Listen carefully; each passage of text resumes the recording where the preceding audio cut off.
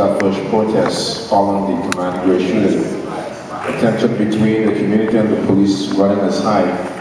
As mayor, two things I would like to ask you. Number one, how will you respond to police shootings? And number two, what do you believe some of the factors are that led to the community unrest? We can start with John Luke and go down and Thank you very much, Mr. Mayoral.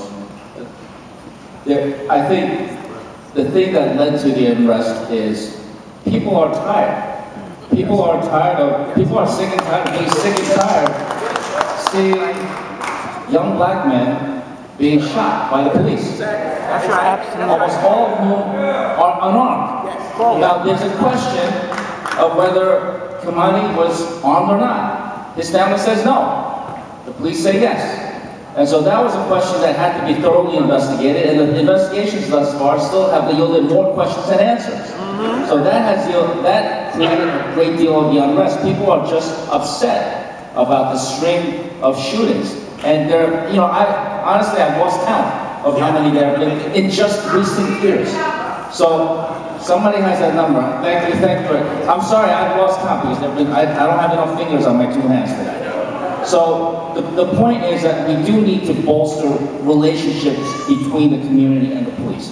And that's why the racial profiling has to end, because the racial profiling is ripping the community apart from the police. When the community is not working with the police are going to have a cover job, doing their work of keeping communities safe. When there's racial profiling, especially as rampant as it is in the police department today, it makes it less safe for everybody. That's right. And that's the kind of situation that led up to Kimani shooting, leading up to so much unrest in the community. We have to fix that. We have to change the tone of the police department and the city as a whole. That's right. The first thing, as we start to look at the question you asked, what are the circumstances that lead up to what we saw, the unrest in East Blackish? Now the first thing, issues and frustration in young people because of issues like stop and frisk, that contributed to it. But let's look past that. There's no recreation in that neighborhood. There are no places for the young people in that neighborhood to go. I was out there, and a number of people pointed out, the nearest recreation facility is the Brownsville Recreation Center, which is miles away. There are no recreation areas for the young people in that neighborhood. Those who have dropped out, those who don't have jobs, they have no hope. They're out on the streets with no place to go and no hope, no future that stands before them. To ignore that is to ignore the situation that goes on out there these days. That's right. An education system where they're dropping out, where there aren't ways to keep them in the education system. Art, music education, phys ed, so many things could help keep them there. And I remember growing up, we used to be able to go to school from 6 o'clock to 9 o'clock in the neighborhood. That's right. For recreation, a safe haven, a place to be able to study. That doesn't exist anymore. So you look at all the things that go into it that create the problem, because that's what you asked, Reverend.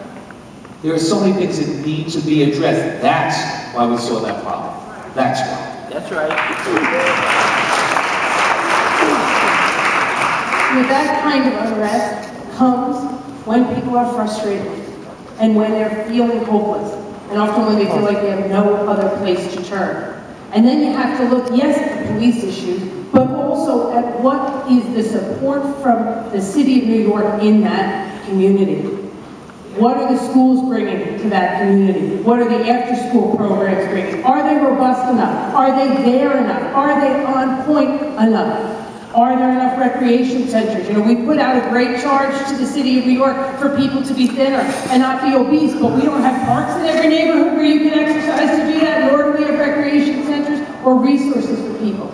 We see and hear, whether we like, people are very upset when there's that kind of unrest, but the truth is, the underlying issue is what government now has an obligation to address. The fact that there simply are not, citywide and worse in many communities, the resources young people need to engage in activities that's going to help put them on a path where they will be able, in an educational and life context, to live and fulfill their dreams.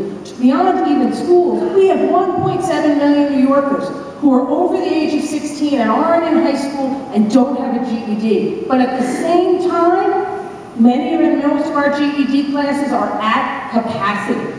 That's going to make you frustrated if you wake up one day and decide, I want to go get that GED, and you can't. And we all have an obligation to address not just the police issues, of course those, but those underlying causes as well.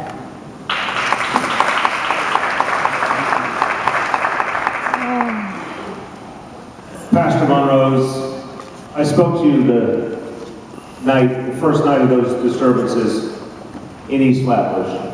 I went there myself, and I want to just say God bless you for the way you addressed young people in the community. You addressed residents who were feeling pain and anger, and you helped people to feel that there would be a positive outcome because of your direct presence. We want to say thank you for that. And I remember that you and Councilmember Jamani Williams called for what I thought was the obvious, for the mayor to come to East Flatbush, to meet with the clergy, to meet with parents, to understand why the frustrations had grown to that point. And it fell on deaf ears with this mayor. Well, when I'm mayor, when Pastor Monrose calls or any faith leader calls, and there's a crisis in the community, I would regard it as my obligation to go to the front line, to show that the city of New York cares, to show we are listening. And whether it's about changing the approach to policing, or I agree with Bill Thompson, showing our young people that we're willing to invest in them. Even if it takes a tax on the wealthiest New Yorkers, we're going to invest in our young people. That visible show of leadership and presence makes all the difference. I want the next mayor to be as good as what you did that night, Pastor Monrose. Thank you. And my second question, discussion surrounding the